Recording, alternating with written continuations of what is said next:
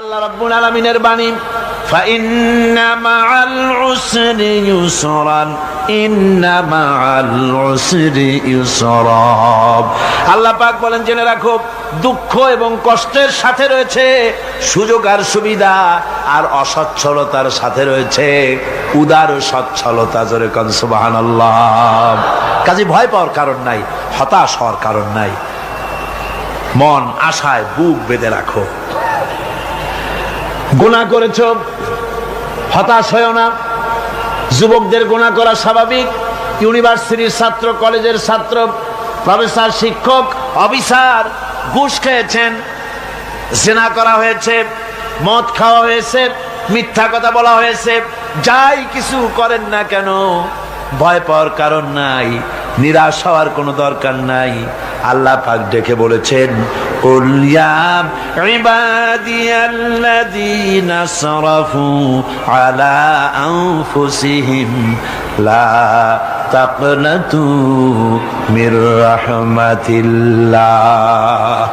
আরে আমার আল্লাহর মতো এত ভালো আর কেউ আছে? এত দরদ আর কারো আছে? আমার আল্লাহ বলেন, ও নবী, আপনি শুনায় দেন, হে আল্লাহর বান্দারা, তোমরা যারা নিজেদের উপরে বাড়াবাড়ি করেছো, নিজেদের উপরে জুলুম করেছো, অত্যাচার করেছো, আমি আল্লাহর রহমত থেকে নিরাশ হয়ে যেও না। মানুষ যদি অপরাধ করে, বাপের সাথে অপরাধ করেছে, মায়ের সাথে অপরাধ করেছে, মা বাবা সন্তানের চাইতে এত বড় কল্যাণকামী তো আর কেউ নাই, কিন্তু মা বাবা কোনোদিন বলে না, আয় আমার ছেলে তোরে মাফ করে দেই, এরকম বলে নাকি? মন চায় ছেলে যদি মাপ চাইতো, খুশি হয়ে মাফ করে দিতাম, কিন্তু কেন যে আসে না, ডাকে না যে আয় মাফ করে দেই। মা বাপ আপনাকে এত ভালোবাসে, সেই মা বাপও আপনাকে বলে না যে আয় মাফ করে দেই। আমার আল্লাহ হচ্ছেন এমন আল্লাহ, আল্লাহ রাব্বুল আলামিন ডাকেন, এ বান্দা, খুন করেছিস ফিরে আয়, জিনা করেছিস ফিরে আয়, হত্যা করেছিস ফিরে আয়, চুরি করেছিস ফিরে আয়, কুফরি করেছিস ফিরে আয়, সুদ খেয়েছিস, ঘুষ খেয়েছিস, মদ খেয়েছিস ফিরে আয়। এসে আমার দরবারে চোখের পানি ফেল, আমার দরবারে কাঁদাকাটি কর। ইন্নাল্লাহা ইয়াগফিরুয যুনুবা জামিআ ইন্নাহু হুয়াল গফুরুর রহিম। আমার দরবারে চোখের পানি ফেলে কান, আমি রব্বুল আলামিন জিন্দেগীর গুনাহ মাফ করে দেব। সুবহানাল্লাহ কোন, সুবহানাল্লাহ কোন। আমার কাছে কান, চোখের পানি ফেল। আল্লাহ রাব্বুল আলামিনের কাছে বান্দার দুইটা ফোঁটা বেশি প্রিয়। একটা হলো জিহাদের ময়দানে যে রক্ত ফোঁটা দেওয়া হয়, এটা আল্লাহর কাছে প্রিয়। আর আল্লাহর ভয়তে গুনার জন্য লজ্জা করে, অনুশোচনা করে বান্দা যখন চোখের পানি ছেড়ে দেয়, আল্লাহর কাছে এটা অত্যন্ত প্রিয়। নবীজি বলেছেন, বান্দা যখন গুনার ভয়তে, আল্লাহর ভয়তে, জাহান্নামের ভয়তে অনুশোচনা করে যখন চোখ দিয়া পানি ছেড়ে দেয়, ওই চোখের পানি নাকের অর্ধেক আসতে না আসতে আল্লাহ রাব্বুল আলামিন বান্দারে মাফ করে দেন। আল্লাহ বরদাস্ত করতে পারেন না যে বান্দা কান্দু। আমার ভাইরা, আল্লাহ রহমত, এই পৃথিবীতে আল্লাহ রহমতকে 100 ভাগ করা হয়েছে। আল্লাহ রহমতের কত ভাগ?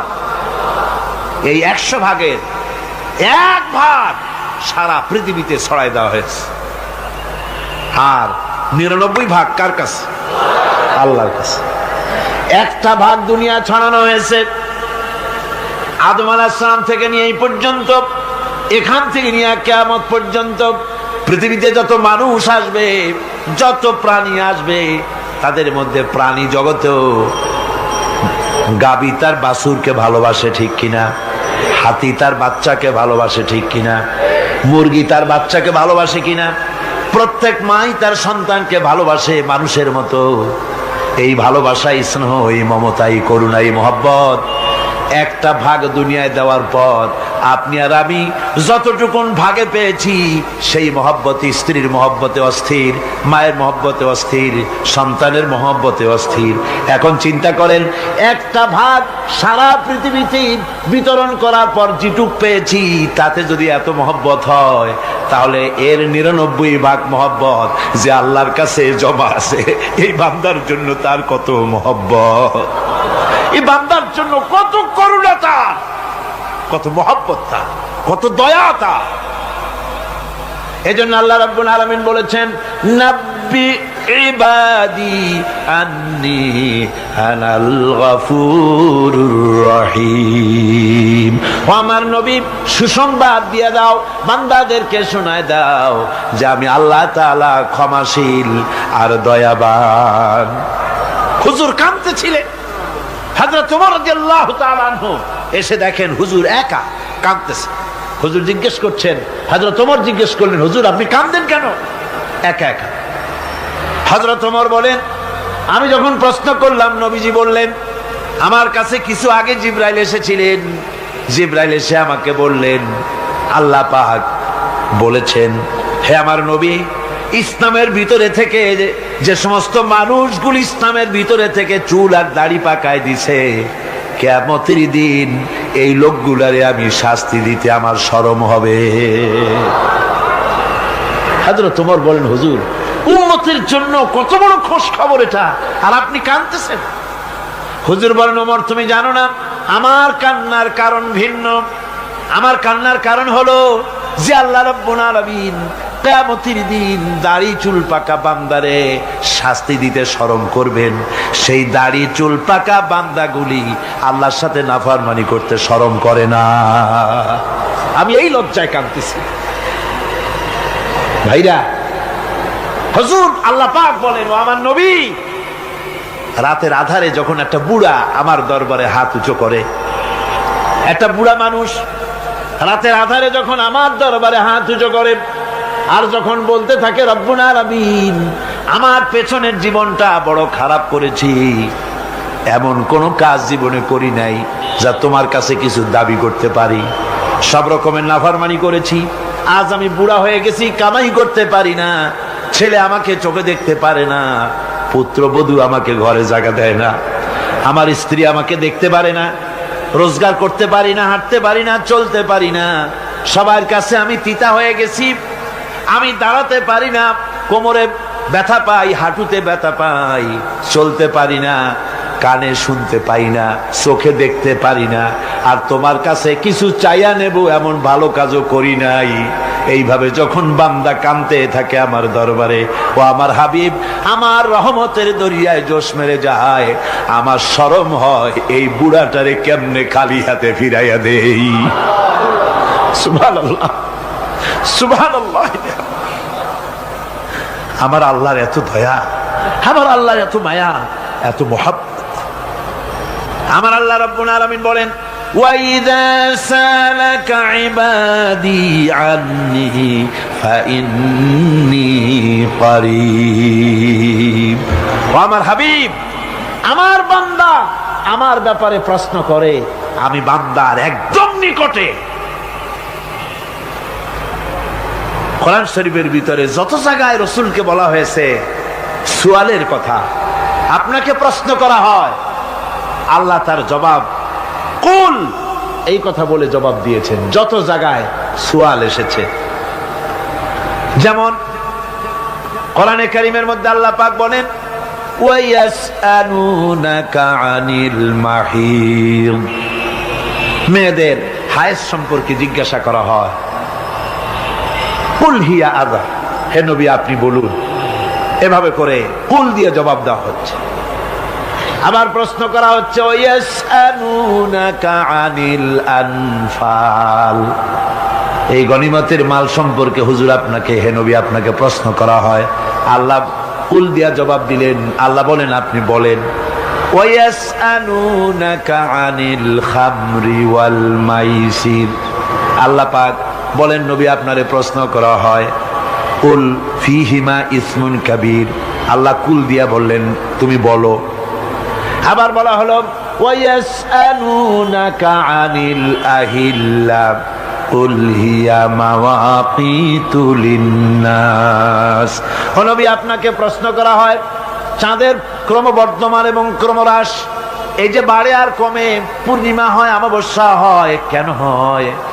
আপনি বলুন, কুল, আপনি বলেন, এটা আমি অক্ত এবং সময়, বছর আর দিন গণনা করার জন্য পৃথিবীবাসীদের জন্য বিনা পয়সায় একটা ক্যালেন্ডার বানাইয়া আকাশে ঝুলাই রেখেছি। এভাবে যত জায়গায় এসেছে আপনাকে প্রশ্ন করা হয়, তত জায়গায় আল্লাহ জবাব দিয়েছেন কুল, আপনি বলেন। গোটা কোরআন শরীফের ভিতরে এই একটি মাত্র জায়গা যেখানে বলা হয়েছে আপনাকে প্রশ্ন করা হয়। আল্লাহ এখানে বলতে পারতেন কুল, আপনি বলেন, আল্লাহ তোমাদের নিকটবর্তী, এভাবে জবাব হয় নাই। এটা কায়দাটা হলো এই, আল্লাহ বলতেছেন ওয়াইজা সালাকা ইবাদি, ও আমার নবী, প্রশ্ন তো আমার বান্দারা আমার ব্যাপারে করেছে, এবার আপনার জবাবের কোনো দরকার নাই। প্রশ্ন আমার ব্যাপারে, আমি নিজে জবাব দিয়ে দেই, ফা ইন্নী কারীব। ও বান্দা, আমার ব্যাপারে প্রশ্ন করেছিস, জবাব আমি দেই, আমি তোর সবচাইতে বেশি নিকটে। সুবহানাল্লাহ। কত নিকটে?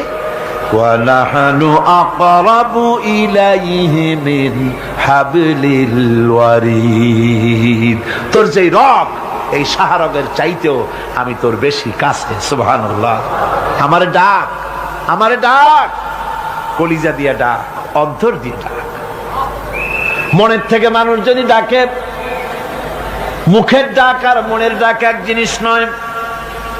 দিল সে জুবাত নিকলতি হ্যায়, असर रखती है पर नहीं मगर ताकते परवाज रखती है। দিল থেকে যে কথা বেরোয় তা প্রভাব বিস্তার করে, ডানা নাই কিন্তু ওড়ার ক্ষমতা রাখে। মনের কথাই ভিন্ন।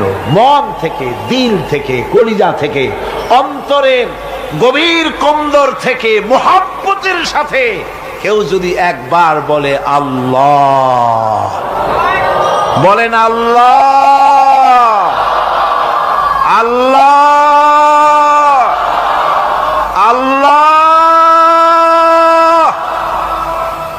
আল্লাহ রাব্বুল আলামিন বলেন, অন্তরের অন্তঃস্থল থেকে একটি বার যদি বান্দা বলেন আল্লাহ, আল্লাহ বলেন 70 বার সাড়া দিয়া জিজ্ঞেস করি, বান্দা কি চাও, আমি তোমার কাছে আছি।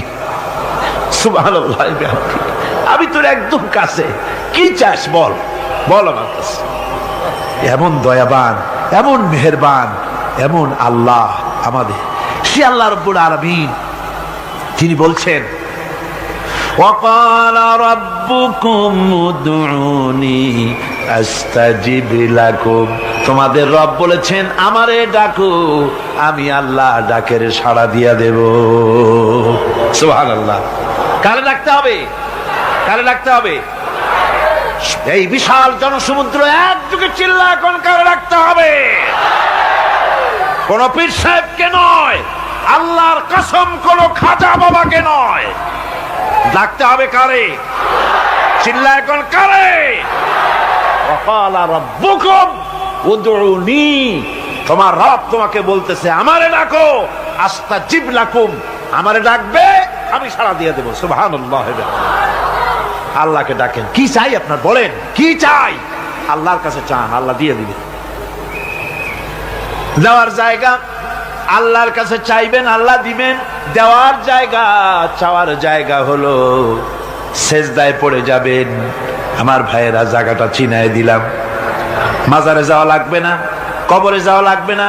2 রাকাত নামাজ পড়ে সেজদায় পড়ে গিয়া যত বিপদ আছে, মুসিবত আছে, সেজদার মধ্যে চোখের পানি ছেড়ে দেন আর কেন্দে কেন্দে জীবনের কথা বলেন। আল্লাহ রাব্বুল আলামিন আপনার আওয়াজ শুনবেন আর দোয়া কবুল করে নিবেন। কামতে হবে আল্লাহর কাছে। কার কাছে? আল্লাহর কাছে। সুম্মা ইস্তাগফিরুল্লাহ, আর এরপরে সে যদি আমি আল্লাহর কাছে ক্ষমা চাই, ইয়াজিদিল্লাহ গফুরার রহিমা, সে আমি আল্লাহকে গফুর এবং রহিম হিসাবে পাবে। সুবহানাল্লাহ। আল্লাহকে গফুর এবং রহিম হিসাবে পাওয়া যাবে। সব আল্লাহকে বলতে হবে, গুনাহ মাফ চাইতে হবে। এই জন্য হুজুর সাল্লাল্লাহু আলাইহি ওয়াসাল্লাম দৈনিক 100 বার তওবা পড়তেন। কোন হাদিসে আছে 70 বার, কোন হাদিসে আছে 100 বার তওবা পড়তেন। নামাজের পরে তো প্রত্যেক নামাজই পড়তেন হুজুর, সালাম ফিরাতেন আর সাথে সাথে বলতেন আল্লাহু আকবার, আস্তাগফিরুল্লাহ, আস্তাগফিরুল্লাহ, আস্তাগফিরুল্লাহ। মনে থাকবে আপনাদের? মনে থাকবে? সালাম ফিরাইয়া কি বলবেন? না, সালাম ফিরাবার সাথে সাথে বলবেন আল্লাহু আকবার, তারপরে পড়বেন আস্তাগফিরুল্লাহ, আস্তাগফিরুল্লাহ, আস্তাগফিরুল্লাহ। তওবা পড়বেন, আল্লাহর কাছে সবসময় গুনাহ মাফ চাইতে থাকবেন, বিনীত থাকবেন। আল্লাহকে পাওয়া যাবে, তাকে রহিম হিসেবে পাওয়া যাবে। সুতরাং ঈমান বিল্লাহ, আল্লাহর প্রতি ঈমান আনলে পরে চতুর্থ নম্বরের যে উপকারটা হবে সেটা হলো হতাশায় ভুগবে না, নিরাশায় ভুগবে না, আশায় বুক বেঁধে উঠবে, ঈমান মজবুত হবে, আল্লাহর কাছে মানুষ বিনয়ী হয়ে যাবে। এবার পঞ্চম নম্বরের উপকার আমি বলছিলাম, ঈমান বিল্লাহ, আল্লাহর প্রতি ঈমান আনলে পরে অসংখ্য উপকার হয়, অসংখ্য বৈশিষ্ট্য আছে। এর 6টা উপকারের কথা আমি বলবো। কয়টা? অসংখ্য উপকারের ভিতরে প্রধান 6টি উপকারের কথা বলবো। এর বললাম কয়টা? 4টে বলেছি। এবার বলো পঞ্চম উপকারের কথা। আল্লাহর প্রতি আপনি পূর্ব পশ্চিমে কতবার মুখ ঘোরালেন, এটাই কিন্তু আপনার আসল সৎ কাজ নয়। আসল সৎ কাজ হলো আল্লাহর প্রতি ঈমান আনা। এই ঈমানের ব্যাপারে 3টা দিন আমরা পার করে দিলাম, এখনো কথা শেষ হয় নাই। আল্লাহর প্রতি ঈমান আনলে পরে যে উপকারটা হবে পঞ্চম নম্বরে, সেটা হলো কঠোর এবং কঠিন বিপদের ভিতরে বান্দার ভিতরে অবিচলতা এবং ধৈর্যের সৃষ্টি হয়ে যাবে। আলহামদুলিল্লাহ। কঠিন বিপদ মুসিবত আসলে পরে সে অবিচল থাকবে। সারা দুনিয়ার বিপদ আপদ, শত্রুতা, দুঃখ, কষ্ট, মুসিবত, জুলুম, নির্যাতন সবকিছু পাহাড়ের মতো উঁচু হয়ে তাকে ঘিরে ফেলবে, কিন্তু তাকে এক চুলও নাড়াতে পারবে না। আলহামদুলিল্লাহ। সারা পৃথিবী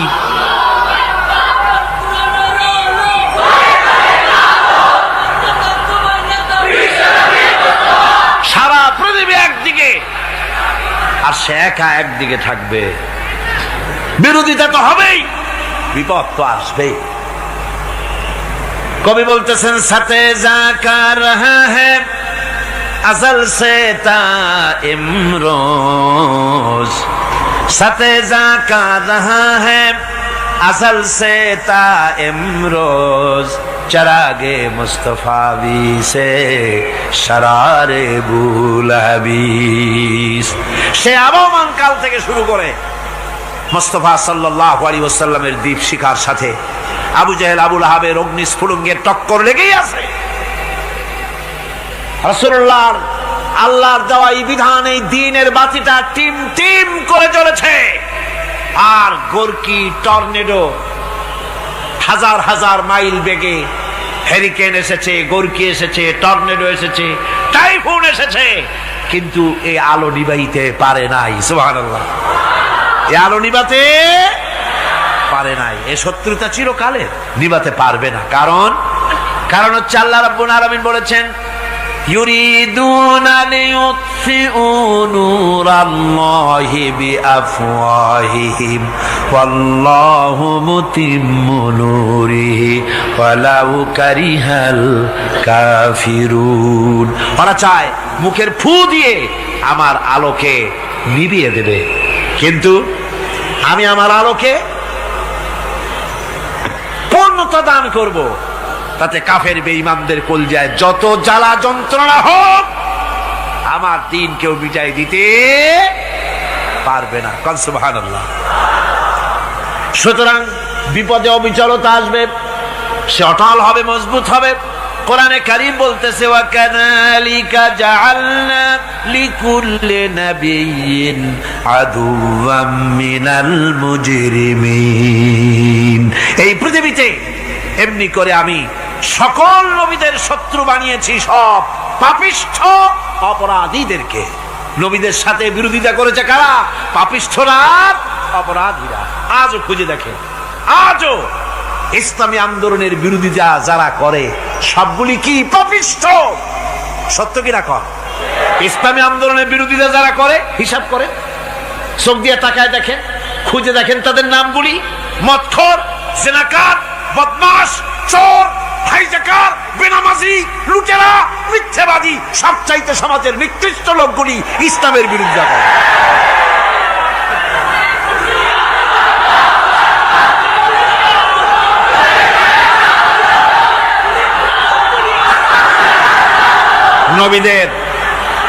নবীদের শত্রু আল্লাহ বলেন সব যুগে নবীদের সাথে শত্রুতা করেছে পাপিষ্ঠরা।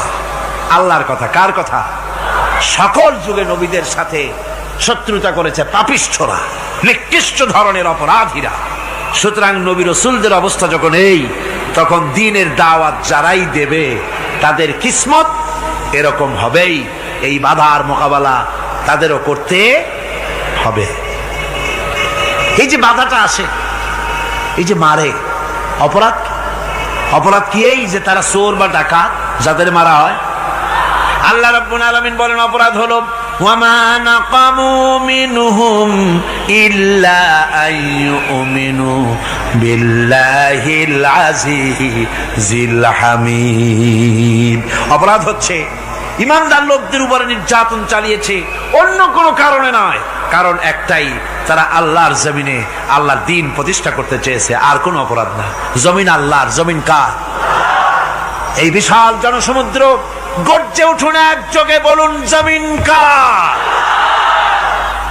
আইন চলবে কার?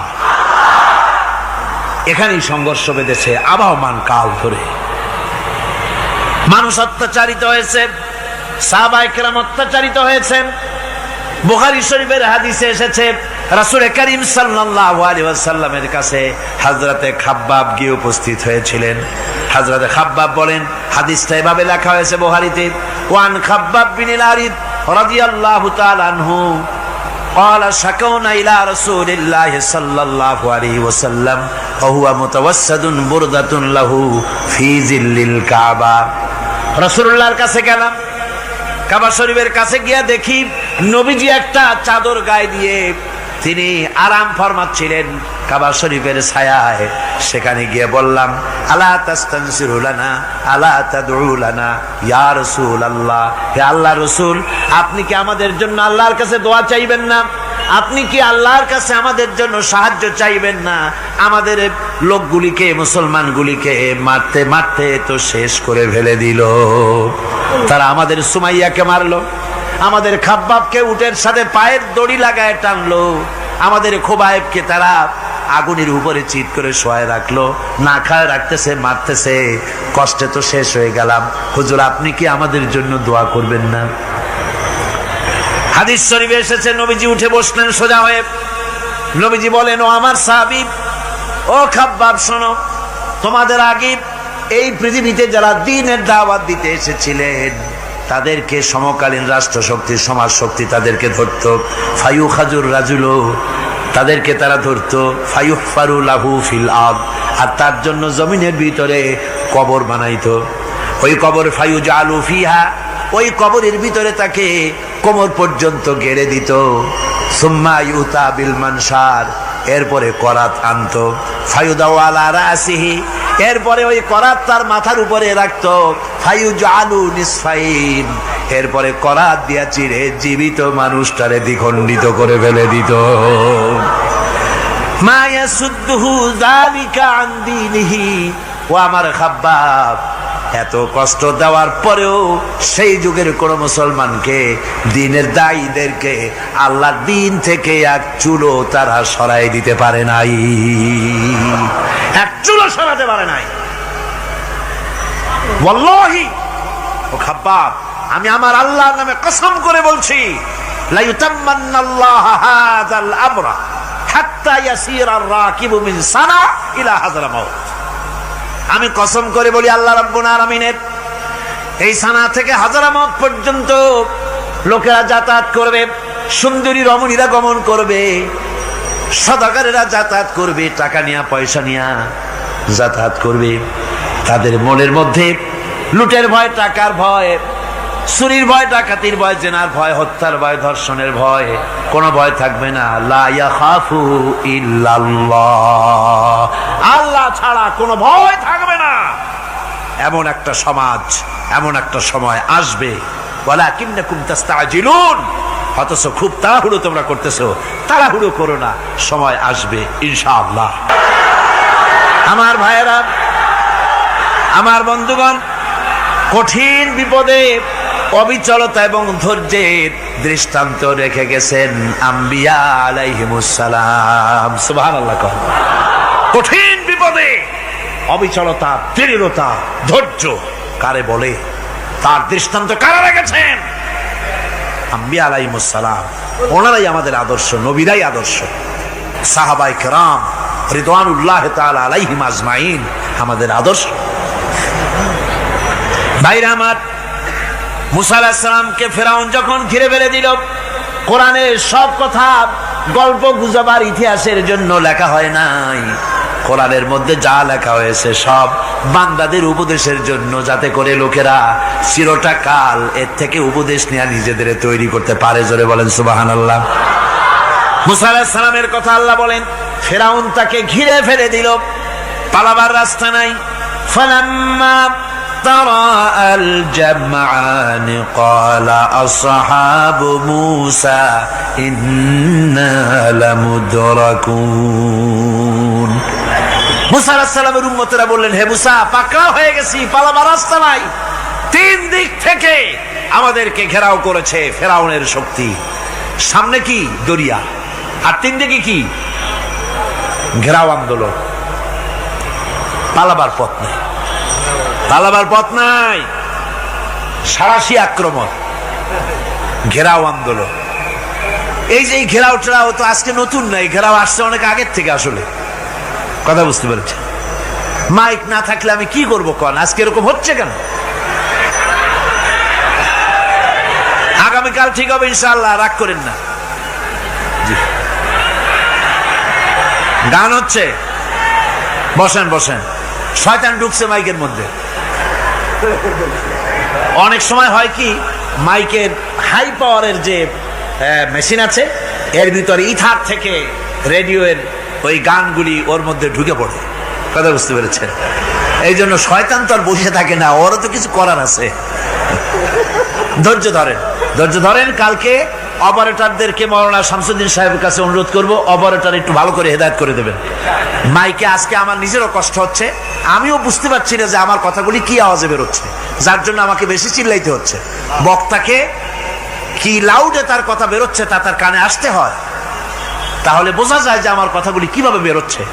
এটা এই অবস্থায় সিচুয়েশন আজকে নাই, এবং লোকেরাও মাইকের ব্যাপারে আজকে অভিযোগ করেছে, যা বিগত 16 বছরে করে নাই। সেটের ব্যাপারে কোথাও কোনো অসুবিধা হয়েছে? মাইকটা ভালো, এবং মাইক যারা দেন প্রতি বছর খেদমত করে, আল্লাহ তাদের প্রতি রহম করুন। সবাই বলেন আমিন। এদেরকে রাগ করে পথে পাই আবার মারধর করেন না। সিলেটের যে তাফসির মাহফিল হয়, বিগত 19 বছর তাফসির করেছি একটানা, এবার 20 বছর পুরো হবে ইনশাআল্লাহ। সিলেটে একটানা 20 বছর তাফসির করতেছি সেখানে। তো মাইক, একটা লোক বিনা পয়সায় মাইক দেয়, মাইকের ভাড়া সে নেয় না। তাফসিরের মাহফিলের মাইকের ভাড়া নেয় না।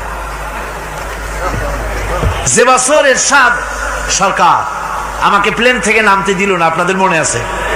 সিলেট থেকে ফিরাই দিল। এই খবরটা মাইকম্যান যখন শুনেছে যে আমাকে নামতে দেয় নাই, ফিরাই দেওয়া হয়েছে, সাথে সাথে স্ট্রোক করেছে, হার্ট ফেল করে দুনিয়া থেকে বিদায় হয়ে গিয়েছে। সিলেটে তাফসির হতে পারবে না, এই কথা সে বরদাস্ত করতে পারে না। আমি কেঁদেছি আর দোয়া করেছি, আল্লাহ, কোরআনের মহব্বতে লোকটার এই অবস্থা হলো, তোমার জান্নাত তুমি দয়া করে তাকে দান করে দিও। কাজে কোনো ব্যবসায়ী চায় না যে তার ব্যবসাটা খারাপ হোক, লোকেরা মন্দ বলুক। এ মাইকের ব্যাপারে আপনারা আজকে রাগারাগ করেন না, যা হয়েছে কালকে ভালো হবে ইনশাআল্লাহ। সবাই বলেন ইনশাআল্লাহ।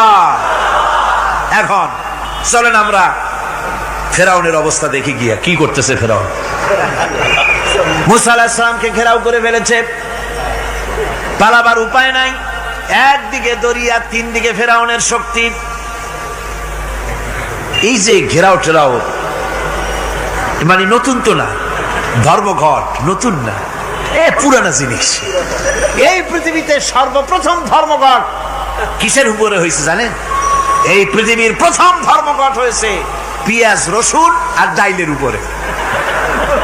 মুসা আলাইহিস সালামের জামানায় লান নাসবিরা আলা তুআমিন ওয়াহিদ, আমরা এক রকমের খাদ্য আর খাবো না, আমাদের পেঁয়াজ দেওয়া লাগবে, ডাল দেওয়া লাগবে, রসুন দেওয়া লাগবে। সর্বপ্রথম ধর্মঘট হয় মুসা আলাইহিস সালামের জামানায়, সেখান থেকে শুরু হয়েছে।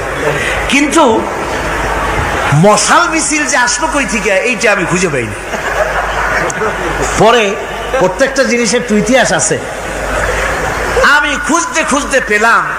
আমি জানি না এর ইতিহাস মূলে কোথায়, কিন্তু আমি যদ্দূর খুঁজে পাইছি সেটা হলো মশাল মিছিলের আবিষ্কার হয়েছে লঙ্কায় রাবণের সময়।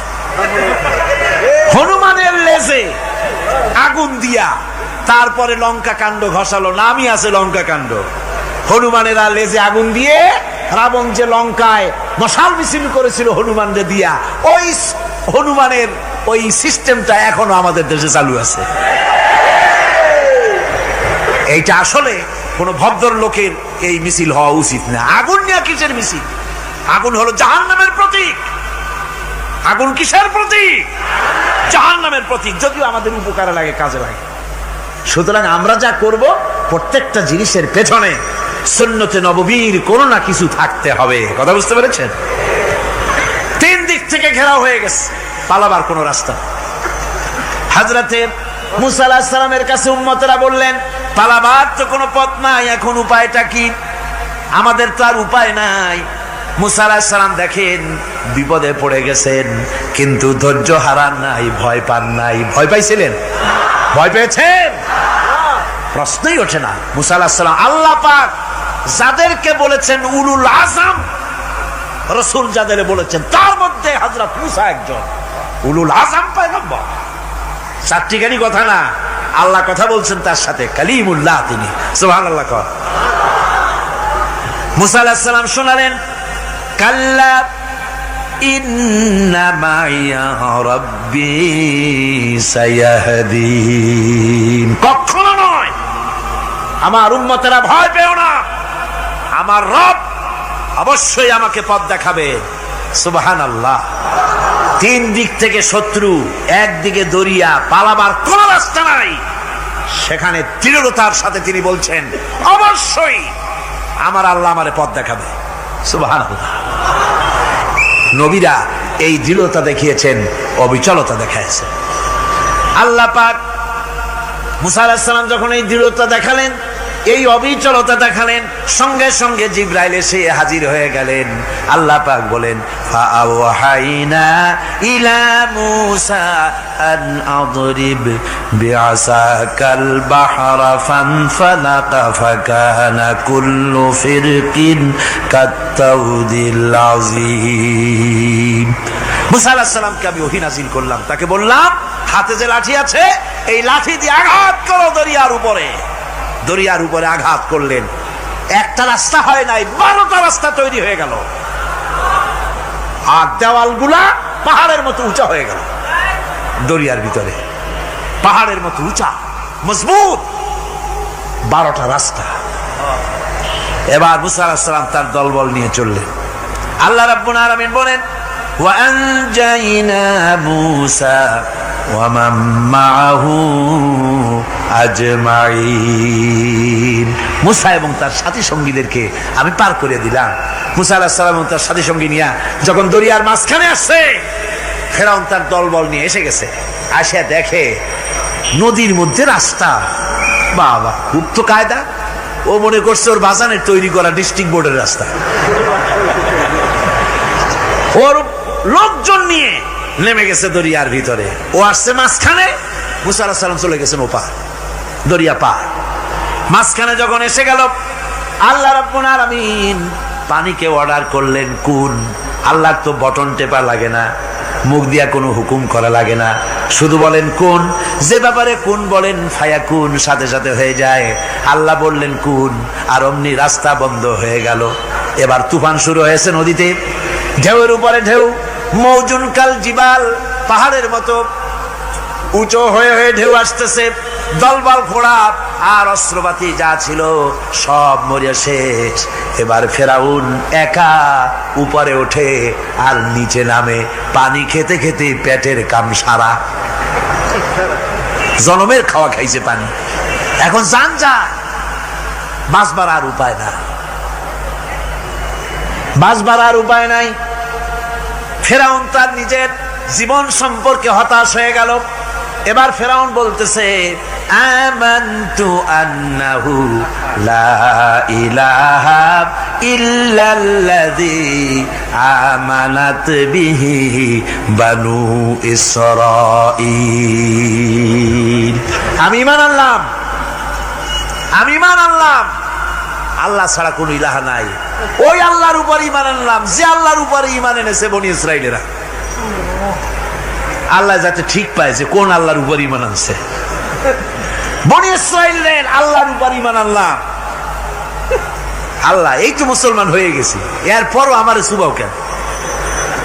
আল্লাহ রাব্বুল আলামিন জবাবে বলেন, আল আন, এখন ওয়াকাদ আসাইতা ক্বাবলু ওয়া কুনতা মিনাল মুফসিদিন। এখন ঈমান আনার কথা বলছো, অথচ যুগের পর যুগ, বছরের পর বছর ধরে আমার মানুষের উপরে মন গড়া আইন চালায়েছ, আমার পয়গম্বরের সাথে বেয়াদবি করেছ। আজ তোমাকে আমি ছাড়ছি না, তোমাকে আজকে ছেড়ে দেব না, আমি তোমাকে মারব। আর সমস্ত প্রাণীগুলিকে, স্থলচর প্রাণীগুলিকে আল্লাহ পাক অর্ডার দিয়া দিলেন, এই ফেরাউনের লাশকে ডুবাবি না, পচাবি না, খাবি না। আল ইয়াউমা নুনাজ্জিকা বিবাদানিক, আমি তোমার শরীরে বাঁচায় দেব। পোকে খাবে না, পানিতে পচবে না, মাছে খাবে না, কুমিরে খাবে না, দুনিয়ার কোনো পশুতে খাবে না। আমি তোরে শুটকি বানাইয়া রাখবো, যাতে করে দুনিয়ার সমস্ত ফেরাউন যত যুগে যুগে আসে তোরে দেখে যেন হেদায়েত নিতে পারে। ফেরাউনকে আল্লাহ শুটকি বানায় রাখছে। আমি ফেরাউনদের লাশ দেখেছি ব্রিটিশ মিউজিয়ামে। ফেরাউন তো একটা না, অনেকগুলা। আসলদারে অবশ্য দেখিনি। ব্রিটিশ মিউজিয়ামে ওই ফেরাউনগুলার লাশ যখন অসুবিধা হয়, মমিগুলি, তখন ইংল্যান্ডে নিয়ে যায় চিকিৎসা করাবার জন্য। চোখ টোক আছে গর্তের ভিতরে, তারপরে চামড়া টামড়া হাড়ের সাথে মিশানো, ওইভাবে চেহারা দেখলে মনে হয় যে সত্যি ফেরাউনিগুলা। আর ব্রিটিশের কাম মিশর থেকে নাম সে এমন কোন জিনিস নাই। আমি সেখানে এক বক্তৃতায় বলছিলাম, আপনারা এদের এখন সভ্য, এদের এখন ভদ্র, এরা হলো ইন্টারন্যাশনাল চোর। ওরা সারা দুনিয়া চুরি করেছে। লন্ডনে বক্তৃতা করেছি, সারাটা দুনিয়া চুরি করছে, আমাদের দেশকে শোষণ করেছে। এই বিশাল ভূভাগকে শোষণ করে ইংল্যান্ডের দ্বীপটাকে তারা সাজাইছে। তারা ময়ূর সিংহাসনের, শাহজাহানের ময়ূর সিংহাসনের ময়ূরের বাম চোখে কোহিনূর মণি লাগাইছিলেন। শাহজাহান ময়ূরের ডান চোখে কোহিনূর মণি লাগায় নাই। কোহিনূর মণির অনেক দাম, আমি দেখে এসেছি মণি। এখন সেটা কুইন এলিজাবেথের মুকুটে শোভা পাচ্ছে। সেই মণি এমনি বলে প্রবাদে 7 রাজার ধন এক মাণিক্য, বলেন এরকম, অনেক দাম। শাহজাহান দেখালেন, আমি মুসলমান, আমার কাছে এটার দাম নাই, এই জন্য ময়ূরের ডান চোখে লাগালাম না, বাম চোখে লাগাই দিলাম। এইটারে চুরি করছে। তারপরে মিশর থেকে, মিশরের মমি চুরি করেছে, জুতা চুরি করছে, ছাতি চুরি করছে, পিসা চুরি করেছে। আমি বললাম, এগুলা কি ভদ্রলোক নাকি? এরা জুতা চোর, পিসা চোর, লাঠি চোর, সব চুরি করেছে। যাই দেখেন ব্রিটিশ মিউজিয়ামের মধ্যে সব দুনিয়ার চুরি করা জিনিস নিয়ে তারা মানুষকে দেখাইয়া পয়সা অর্জন করছে। টিপু সুলতানের তরবারিটা পর্যন্ত চুরি করেছে। আজ পর্যন্ত ব্রিটিশ মিউজিয়ামে টিপু সুলতানের তরবারিটা আছে, আমি তরবারিটা দেখে এসেছি। আমার বন্ধুগণ, বলতেছিলাম যে পৃথিবীতে আল্লাহ রাব্বুল আলামিন নবীরা তাদের চরিত্র দিয়ে বিপদের মোকাবেলা করে দুনিয়ার সামনে কঠিন বিপদের মোকাবেলা করে অবিচলতা, দৃঢ়তা দেখায় গেছেন যে কেমন করে এই পৃথিবীতে বিপদের সামনে মোকাবেলা করতে হয়। ধৈর্য ধরতে হবে, বিপদ আসবে পাহাড় সমান হয়ে, আপনাকে ধৈর্য ধারণ করতে হবে সেভাবে বুক বেঁধে। যেহেতু এটা যদি বিশ্বাস হয় যে আমার কিসমতে যা আছে তার থেকে বেশি কিছু হবে না, তাহলেই আপনার ধৈর্য আসবে, ভয় পাবেন না। কথা ঠিক কিনা কন? এবারে হযরত হুদ আলাইহিস সালাম সম্পর্কে আল্লাহ রাব্বুল আলামিন বলেন, হযরতে হুদকে যখন ষড়যন্ত্র হলো, কাফির বেঈমানেরা তাকে মেরে ফেলার জন্য যখন সরকারি ষড়যন্ত্রে লিপ্ত হয়ে গেল, হযরতে হুদ সমাজের এই চ্যালেঞ্জের মোকাবেলা করলেন। হযরত হুদ বলেন, ফাকিদুনি জামিআন সুম্মা লা তুনজিরুন ইন্নী তাওয়াক্কালতু আলাল্লাহি রাব্বি ওয়া রাব্বিকুম। তোমরা তোমাদের ষড়যন্ত্র আমার বিরুদ্ধে যত পারো আমার বিরুদ্ধে ষড়যন্ত্র চালাও, এতটুকুন আমার অবকাশ দিও না। আমি এমন আল্লাহর উপরে ভরসা করেছি যার হাতের ভিতরে তোমাদেরও জান আর আমারও জান। যা পারো তাই করো। সরকার সমস্ত শক্তি একত্রিত হয়ে আমার মোকাবেলা করো। একদিকে হুদ আলাইহিস সালাম, আর একদিকে গোটা জাতি। হযরত হুদ ভয় পায় নাই। সুবহানাল্লাহ খান। ঈমান বিল্লাহ মানুষের কলিজাকে এভাবে শক্ত করে দেয়। কোন আলহামদুলিল্লাহ। এবারে এই বিপদের, কঠিন বিপদের মোকাবেলা করে আমার রাসূল যে প্রমাণ দিয়া গেলেন, আমার রাসূল যে কঠিন বিপদের মোকাবেলা করলেন, ভাইয়ের আমার, হিজরতের রাতে সওর পাহাড়ের ভিতরে যখন তিনি আশ্রয় নিলেন, হযরতে আবু বকরের সাথে ছিলেন। হযরতে আবু বকর রাদিয়াল্লাহু তাআলা আনহু বলেন, হুজুর আপনি দাঁড়ান, এটা তো পাহাড়িয়া গুহা, গুহার ভিতরে সাপ থাকতে পারে, বিচ্ছু থাকতে পারে, আমি আগে ঢুকি, বিপদ যদি হয় আমার উপর থেকে হয়ে যাক। গুহার ভিতরে নেমে গুহা সাফ করলেন। এরপরে হুজুরকে ডাকলেন, হুজুর তাশরীফ নিলেন গুহার ভিতরে। এরপরে হুজুর বললেন, আবু বকর পাহাড়ে হেঁটে হেঁটে 2-3টা পাহাড় পাড়ি দিয়া যাওয়া লাগে সোর পাহাড়ে। মদিনার সোজা রাস্তা হুজুর ধরেন নাই, মেসফালার পথ দিয়া জাবালে কেদোয়ার উপর দিয়া 3টা পাহাড় পাড়ি দিয়া তারপরে হুজুর গেলেন সোর পাহাড়ে। গুহার ভিতরে হুজুর তাশরীফ নিলেন। বললেন, আবু বকর তুমি বসো, তোমার উরুর উপরে মাথা রেখে আমি একটু আরাম করি। হযরতে আবু বকর বসলেন, হুজুর তার উরুর উপরে মাথা রেখে ঘুমায়ে গেলেন। আর এরপরে কাফির বেঈমানেরা তালাশ করতে করতে কাফেরেরা এসে গেল পায়ের চিহ্ন দেখে দেখে গর্তের কাছে। হযরত আবু বকর ভয়তে কেঁদে ফেললেন, আহারে আর তো উপায় নাই, এবার তো ধরা পড়ে গেছি, এবার নবীজিকে মেরে ফেলে দেবে। নবীর মহব্বতে, নিজের মহব্বতে নয়, নবীর মহব্বতে কাঁদতেছিলেন। হুজুর বলেন, হুজুরের ঘুম ভেঙে গেল। বলো, আবু বকর কাঁদো কেন? ছেলের কথা, মেয়ের কথা, বিবির কথা, বাড়ির কথা মনে পড়লো নাকি? হযরত আবু বকর বলেন, ইয়া রাসূলুল্লাহ, আল্লাহর কসম করে বলি, যেদিন ঈমান এনেছি এই কলিজার ভিতরে মা বাপ, স্ত্রী, পুত্র, পরিজন, এমনকি আমার নিজের জীবনের চাইতে আপনারে বেশি ভালোবাসি। তা কাঁদো কেন? কাঁদো কেন? হযরত আবু বকর বলেন, হুজুর ধরা পড়ে গেছি, কাফেররা এসে গেছে গর্তের কাছে, তাকালি আমাদের দেখতে পাবে, আমরা তো মাইনরিটি, ওরা তো মেজরিটি, আমরা তো ধরে মারি ফেলাই দেবে, আপনাকে মেরে ফেলে দেবে, এই জন্য কাঁদি।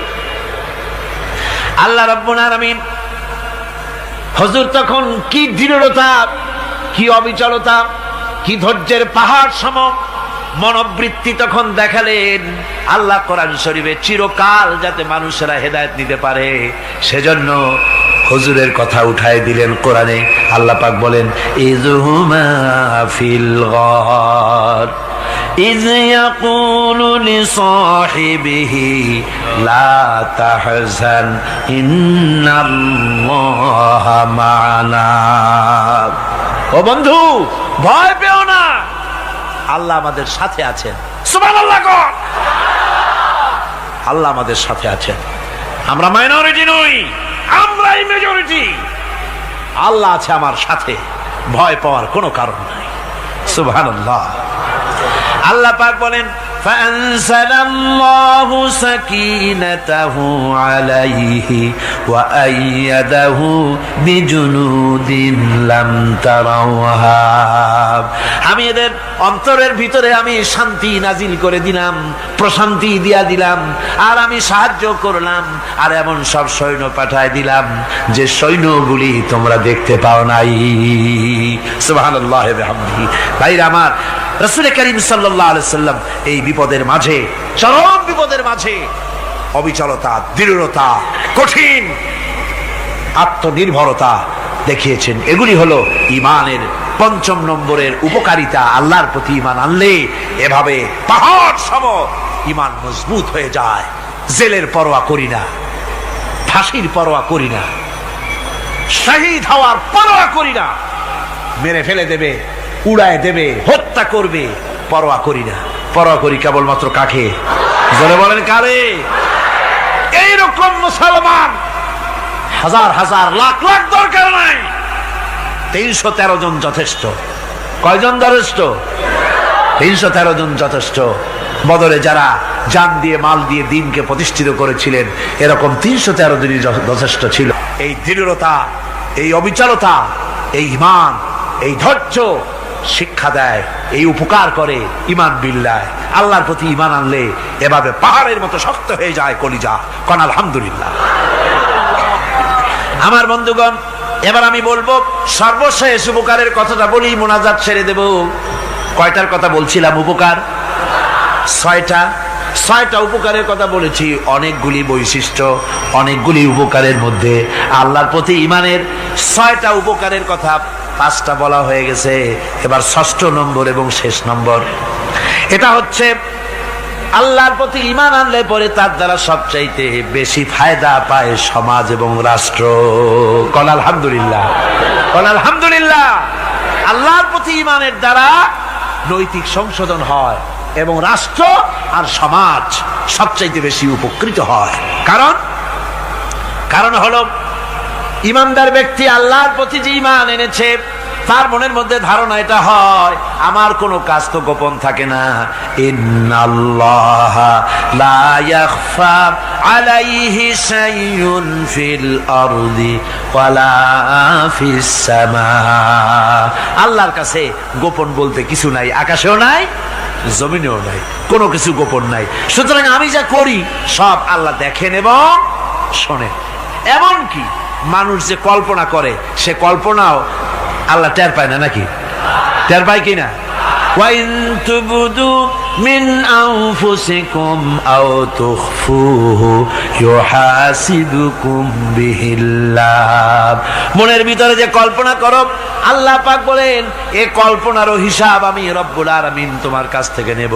ফায়ুআযযিবু মান ইয়াশাউ, যারে খুশি শাস্তি দেব, আর যারে খুশি আমি মাফ করে দেব। জোরে বলেন সুবহানাল্লাহ।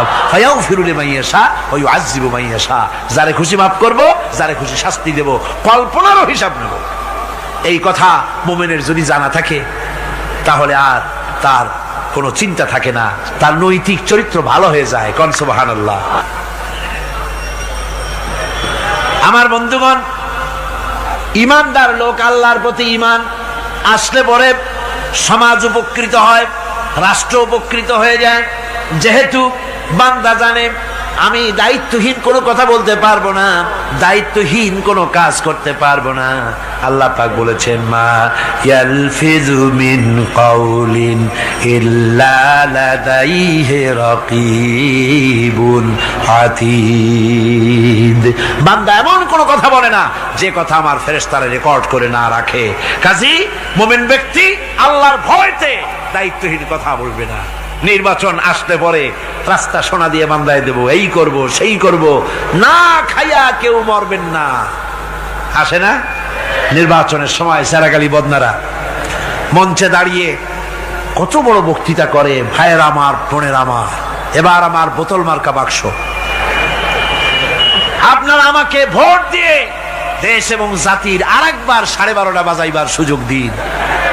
এবার ক্ষমতায় গেলে কেউ না খাইয়া মরবেন না, কিন্তু কি খাইয়া মরবে তাও বলে না।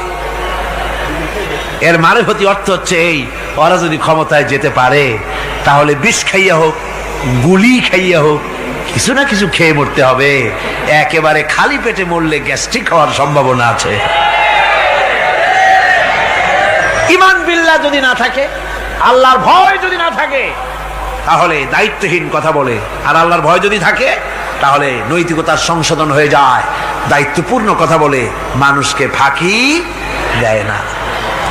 আমার বন্ধুগণ, আল্লাহ রাব্বুল আলামিন তার বান্দা যারা আল্লাহকে ভয় করে, সে ভয় করা বান্দাগুলির মনের মধ্যেই চিন্তা এসে যায়, আমি যেখানে থাকি না কেন আল্লাহ আমাকে দেখতেছেন, শুনতেছেন। রাতে হোক দিনে হোক, যেখানে আছি আল্লাহ আমারে দেখতেছেন। আল্লাহ পাক বলতেছেন, ওয়া হুয়া মাআহুম ইজ ইউবাইতুনা মা লা ইয়ারদা মিনাল কওলি ওয়া কানা আল্লাহু বিমা ইয়ামালুনা মুহীতা। আল্লাহ পাক বলেন, আমি তো আমার বান্দার নিকটে তখনও থাকি যখন সে গোপনে গোপনে রাতের বেলায় আমার মর্জির খেলাফ পরামর্শ করে।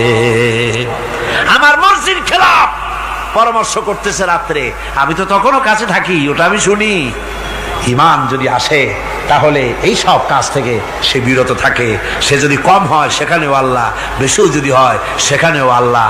এমন কোন জায়গা আছে নাকি চিটাগংয়ে যেখানে আপনি একটা আকাম করবেন আর আল্লাহ টের পাবে না? কোন আছে নাকি? আচ্ছা, চট্টগ্রামে না থাকুক, বাংলাদেশের কোন জায়গা আছে নাকি? পার্বত্য চট্টগ্রামে যত পাহাড় আছে, উঁচু নিচে জায়গা আছে, ওই জায়গায় বোধহয় আছে নাকি? সারা পৃথিবীতে আছে কোথাও? আল্লাহকে ফাঁকি দেওয়ার জায়গা কোথাও? সব স্পষ্ট। আল্লাহ কি ঘুমায় নাকি? ঘুমায়? তার কাছে দিনও যা, রাতও তাই।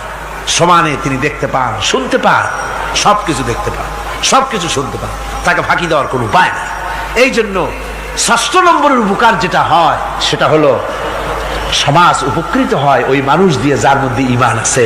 হযরত ওমর রাদিয়াল্লাহু তাআলা আনহু রাতের আধারে শেষ রাত্রে ঘুরতেছিলেন, দেখেন এক বাড়িতে কথা হচ্ছে, কথাবার্তার আওয়াজ পাওয়া যায়। মনে করলেন কোন অসুখ বিসুখ নাকি। ঘরে গিয়ে কান পাচ্ছেন দেওয়ালের সাথে, শুনতে পাচ্ছেন ভিতরে বুড়ি মা তার মেয়েকে বলছে, এই মেয়ে ওঠ, উটের দুধ দোয়াই নিয়ে আসছি, এর মধ্যে পানি মিশা, তারপর সকালে বাজারে নিয়ে যা। মেয়ে বলছে, মা এই কামটা আমি পারবো না। কেন পারবি না? হযরত ওমর ফরমান জারি করেছেন, দুধে পানি মিশাতে নিষেধ করেছেন, কাজে এই কাজটা আমি পারবো না।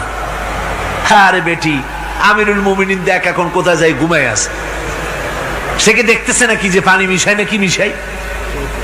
মেয়ে বলতেছে, মা আমিরুল মুমিনিনকে ফাঁকি দেওয়া যেতে পারে, তার পুলিশ বাহিনীকে ফাঁকি দেওয়া যেতে পারে, কিন্তু আল্লাহ রাব্বুল আলামিনের চোখকে ফাঁকি দেওয়া যাবে না। হযরত ওমর এই কথা শুনে বাড়ি চলে গেলেন, আর নিজের ছেলেকে ডেকে বললেন, ছেলে আমার, অমুক জায়গায় একটা বাড়ি আছে, সেখানে একটা যুবতী মেয়ে আছে, ওই মেয়েটার বিয়ে হয়েছে কিনা শোনো, যদি বিবাহ না হয়ে থাকে তুমি তোমার নিজের বিয়ের প্রস্তাব দাও। আমিরুল মুমিনিন এই মেয়েটা সুন্দরী কেমন, স্বাস্থ্য কেমন কিছুই দেখলেন না, দেখলেন তাকওয়া। কি দেখলেন? আল্লাহর ভয়। আল্লাহর ভয় যখন একটা জাতির মধ্যে আসে, পুলিশ লাগে না, পুলিশের কাজ কমে যায়।